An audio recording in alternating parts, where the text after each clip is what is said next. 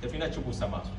Nabi Muhammad wabanga lwe yatandikirako bano abasajja batanaba kufuna byafaayo ng'omukulembeze n'agamba nti ebirala byonna nga tetunabifuna basula wansi wa miti, tebalina wadde kasiisira, tebalina kye balina. Agenda batuula wansi w'emiti n'agamba tumale okunoonya oluzi. Nuhu Kalema yennyini y'emyunyuda asibye ye yasima oluzi ng'ayambibwako abasajja be bonna, gasigamba nti atudde kabaka olwo amaze okutegeera obusiraamu kye ki y'alina okulembera abalala ne bagoberera, ne basima oluzi balumaliriza. Allah n'amujjulula. Nuhu Kalema bamuziika eyo mwangu okumala okudda, ebyawo biwanvu naye katumugjeyo eyo. Atuma abasajja bagende bajjeyo muganda, omutima gulumye, biri bye badde balwana entala byerabidde. N'agamba omulangira bamuziika batya eyo. Nuhu Kalema bamugjayo bamuteeka wano Emmende Kalema ne bamuwumuzaawo. Leero oluvannyuma abasira bamaze okutebenkera, basabye obwakabaka, Mwanga n'abakkiriza, bagamba munnaffe twagala tumuziike enziika y'Obuyisiraamu kubanga yafa musiraamu. N'agamba akkiriza. Ne bagenda ne baba nga banoonya Nuhu n'entaana nga tekyalabika bulungi, basima wano basima wali okutuusa ebyo byafaayo. Sheikh Kurumba yabinyumyanga, baali bato nnyo naye baabirabako. Ne basima ne basima ne basima okutuusa enkumbi yakwata ku nnasu ya Nuhu Kalema after 18 years. Omusaayi ne gutulukuka, naye omusaayi gw'omusajja oyo waliwo shahada gyali asiraamulizaako abasajja be. Shahada eyo nagiwandiise wano, mutegeera abasajja abo gye bavudde, bakadde baffe ba Musa Kasule babasangira ate okusiraamuka. Abdurrahman shahada gy'atooza abantu be. Nuhu Kalema yatuulanga n'agamba walaadira, noli naddamu nti walaadira. Wakuutira, noli namuddamu nti wakuutira. Waswakira, noli namugamu waswakira. Allahu akbar, ng'ayingidde ki? Isiraamu. Ni basajja bakoze ebintu bino ekiro lwaleero. Walaadira ng'amugamba nti onooleeta akalaadi. Subhanallah, alhamdulillah, Allahu akbar, ye walaadira. Onokkiriza n'oleeta obulaadi nti wallahi nja kuleeta. Fuuwa. Omusajja ntaviikako sente. Mukulu wange oyo naye yatuuse dda. Awulidde, nja kusoma akalaadi. Naye akalaadi ke baasomanga ebiseera ebyo ke kano. Twalumwa enjala. Kubanga bwe baamala okutuuka ekijunguta, Abawarabu babasse abasuuka 400 babatirawo ne Nateete. Abeera mugongo nga tebanajja babatirawo e Nateete. Abasuuka 400 batuuka eri tabalina Muwarabu no, baba bamalanga okusaala Muwarabu subhanallah alhamdulillah Allahu akbar subhanallah alhamdulillah Allahu akbar. Si Mukama nga balina okwogera ennyo bali bawulire, naye ng'ebigambo bizibu nnyo. Lulimi Oluwarabu lutabuse, lufuuse oluzibu. Kati batuuka eri batudde, mbokwa atudde awo, Kalema atudde wano, ali ajjukira obulaado lwamaze okusaala. Onaayogera ebyo tebitegeerekeka, n'onaayogera bibye, tukoze tutya? Ne bagamba nti tuyiiye obulaadi, kirabika bwefaananyiriza buli naye baleka bye baayogeranga nti yogera. N'agamba nti twalumwa enjala, emirundi 3 mu meka? 3.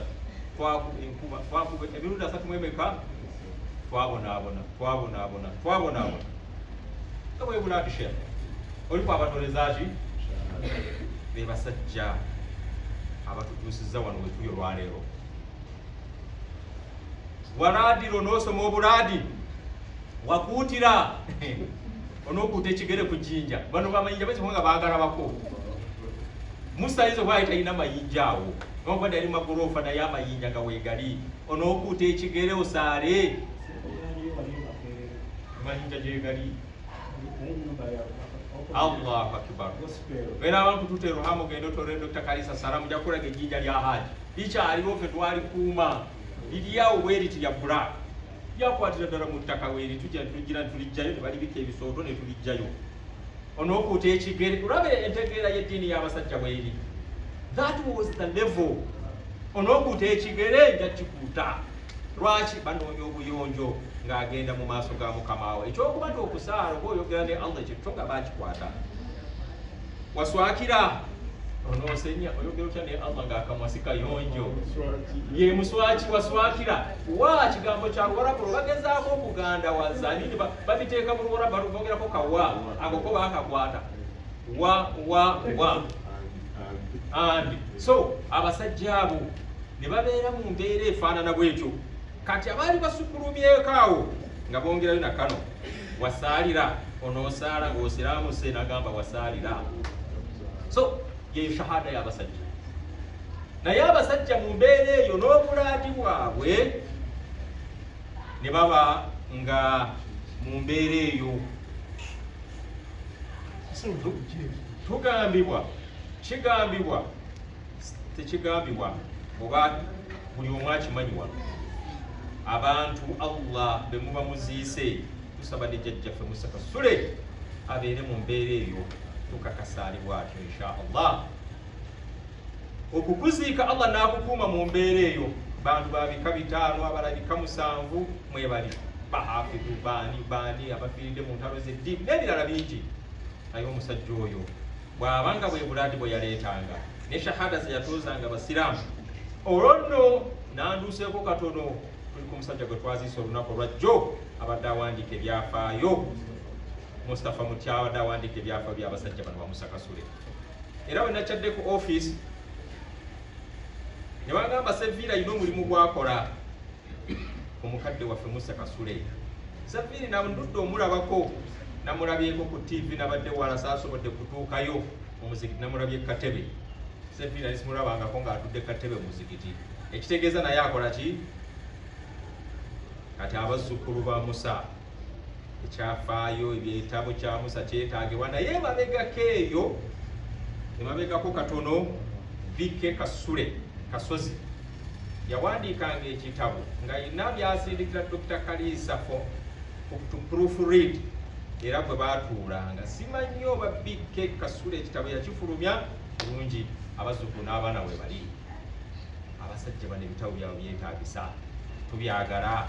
Lwaki? Obulumi buli ku Mustafa Mutya yatugenzeeko olunaku olwajjo nkakasa n'omala omutuuza wano ayogere ku Musa Kasule wiiki namba Sevilla wuuyo agenda ne baŋŋamba nenoonya njagala omuntu tutuuke tumuwe essaawa namba ayogere ku mukadde waffe tafite kumuwayo budakiika wano tujja muwayo budakiika kunatera ogenda okusaala ne bagamba Mayanja oyo ninga naye Mayanja muzzukulu n'abiso n'agamba muzzukulu naye n'abaana ne bataata babasinga yatebeera nnyo ne jjajjaawe nenga insha Allah naye nenkuba akasimu nga kalipize nkuba akasimu n'akakwata ne katoogera naye nengamba tugenda we tuli masjidi ye tujja kufuna akaseera ayogereko ku jjajjaffe taata waffe tulabe nti edduniya neyongera kutegeera abantu abo kubanga ebyafaayo bino Sayyidina Umar yagamba radiyallahu anhu nti omuntu okutegeera eddiini y'obulungi olina okumala okutegeera ebyafaayo otegeere Nabi Muhammad sallallahu alayhi wasallam oba olowooza nti oli ku bizibu okomye otegeere nti Nabbi yali amazeeko mu nnyumba nga tewali kanyooka mu nnyumba mu bahajjati mu mayumba g'abahajjati be okumala wiiki nga 2-3 nga teri kanyooka. Kati oba olowooza olina ebizibu. Kati bw'otegeera nti ne Nabbi yatuuka ku mbeera efaanana bwetyo. Imaamu atambuza omuzigiti guno saba Allah mutukuumire. Kuuma omuzigiti nga gwa kitiibwa, omuzigiti gulimu ntalo, omuzigiti gukulaakulana. Allahu akbar. Abaana we bali maama waffe Amina waali awo ekkalina tusitule liwali bamugye mu kisenge ng'akwata ku bisenge n'agamba nti kalina zimbe masigidi ya kalina awulidde nga weebali. Naye bw'otegeera ebyo byonna n'owulira ng'ebizibu bizze akasajja kasitusaawo kavumya imaamu ng'ayimiridde wano ng'olowooza imaamu ettaka ligenda mummira. Naye bwe bakugamba nti Nabi Muhammad bamuvuma ebivumo ne bamuvuma. Omu mu basajja mu Makka yamukuba amayinja naye nga tamuddiza kigambo. N'amukuba amayinja nakkirira awo ku Kaaba n'amwambusa awo kasozi awo ku Safa awo. Nabbi kutuusa maanyi luganda bwamu n'agwawo. naye ng'omusajja amuliko amukuba mayinja, nabbi tamuddiza, tamuvuma z'empisa ezo. Ani gwe bakuba asinga ebitonde byonna mu duniya? Ani gwe bakuba mukwano gwa Allah? Kati gwe imaamu, nze akasajja nsituse wali nkuzzeemu wano ebigambo nkukakanyiza nga kuusika mangu ebyafaayo Umaru bye yagamba, ngo n'otegeera obusiraamu bwo sooka otegeere ki? Tarehe, tegeera obusiraamu gye buvudde. Fatima ye yadduka yekka teri agenda kulaba nabbi muwalawe, n'amusiimuula omusaayi n'amukwata mpola n'amuyingiza mu nnyumba. Naye abaali awo Allah n'alanga okutumya musajja we nassa aya mpitirivu naye ng'ezisinga zimugumya oli wampisa nabbi Muhammadi sallallahu alaihi wasallam. Teri akusinga mpisa yeyo nabbi Muhammad sallallahu alaihi wasallam. Bw'obitegeera oguma nga imaamu, oguma n'omanya nti siri malayika sakka kuva mu ggulu, wabula nabbi yabiyitamu.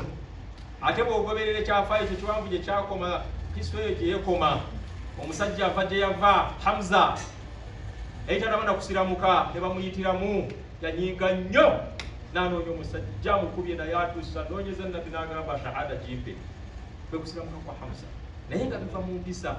Ebyo byonna tujja bifuna. Lwaki? Bw'oba otegedde kiswa, bw'oba otegedde tarehe ey'ensi yaffe Uganda, tujja kwanguyirwa kubanga gye tuvudde wala, tutambudde. So mikwano gyaffe abali ku Salamu TV, twongera okubakakasa n'okubajjukiza abakatweyungako nti olwaleero tuli mu bifo ebimu ku bifo ebinene mu ggwanga. Tuli wano kubbira Mulago, ebimu ku bifo bya jjajjaffe taata waffe abaweereza ba Allah Musa Kasule mumumanyayo Wandegeya, na insha Allah katono awo mu maaso mujja kutegeera empologoma ya Allah, mujja kutegeera basajja abo okwewaayo ne baba nga obulamu bwabwe bwonna babuteekawo, ffe tujje wano ku museetwe. Golden era eri gye nabagambye gye nakomyeko katono, lwaki Dr. Kalisa yagiteeka ku ba Musa awo? Abasajja bawaayo nnyo. Ogwo mulembe ogwo gwali gwakuwaayo eri umma bo mu maale eyaabwe. Ne bagamba mbu bo Badiruka Kungulu Dr.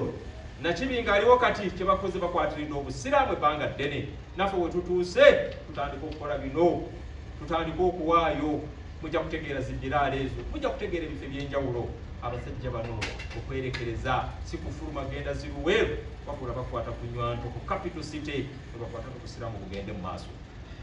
Ye golden era gye tukyaliko, naye buli omu akola analysis ye. Nze nkozeseza eya Dr. Anas Kalisa, yagamba omulembe ogwo gwali munene, yawa views zaali nyingi, yali Wandegeyaawo, yawa ebyokulabirako bingi, naye nga ekisinga obunene nze kyenasinga okupiikinga nti bakwata ku maali yaabwe ne bawaayo nga tebabala, nga tebamanyi kiki ekinaddako, nga tebamanyi oluvannyuma lwabwe famire zaabwe zinaabeera zitya. Lwaki? Olw'okuba twali bamulekwa, okugabana tekwali kulungi, bano ne bakwata emaali zaabwe ne baba nga bayimiriza obusiraamu. Bye byafaayo bituleeta wano mikwano gyaffe bali ku Salamu Television okwetooloola eggwanga nga tubategeeza. Tuli wano ku Masjid Kabunga, masjid emu ebyafaayo wano ku bbiri e Mulago. Yoyo Mustafa Mutyaba gwe mbadde mbategeeza abatuwandiikidde ebyafaayo mu buli mbeera yonna, okulaba nti tugezaako okuyiga wawe tuli tutuuseewa. Let's plan for the future. Inshallah byonna bijja kugenda nga bitwanguira. Mikwano gyaffe twongera okubeebaza, tubasaba olwaleero gw'atasobodde kujja kusaalira wano olwaleero, saala gy'osaalidde oluvannyuma komawo ku TV obeere ng'ogoberera ebigenda okuba nga bitambuzibwa ku Salamu Television.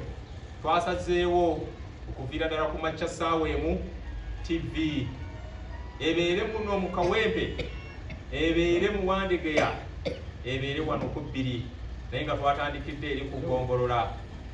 Tulaga development eziri mu Kawempe, naye ng'ekigendererwa byonna tubikola mu linnya lya Musa Kasule. Tugezaako kujjukira Musa Kasule.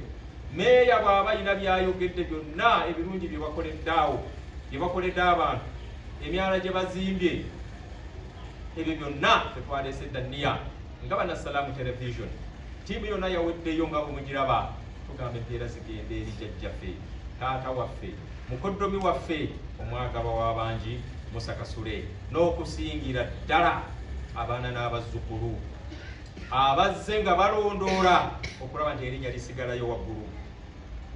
Bakadde bangi, abasajja bangi abayimiriddewo lilla abeewaayo ne bakola, naye generation ezijja nga babula, naye abaana basigalawo ne bagamba bisimillah oba bigaana bigaane, naye erinnya lya kitaffe ligenda kusigala waggulu. Wallahi ekigambo ekyo kyekireeta Salaamu television. Omukulu ogwo nabadde ndi awo nenfuna brochure, abazzukulu kati bataata nabo batandise okunakuwa. Kasule ekizza mutuukewo wali Allah ali awo akubuuza akuba engalo bw'ate olowooza nti akukuba mu ngalo wakola omukono okola ki? Banne baatudde bano batudde abazzukulu we bali, naye nalabye generation y'abazzukulu ng'evuddeyo.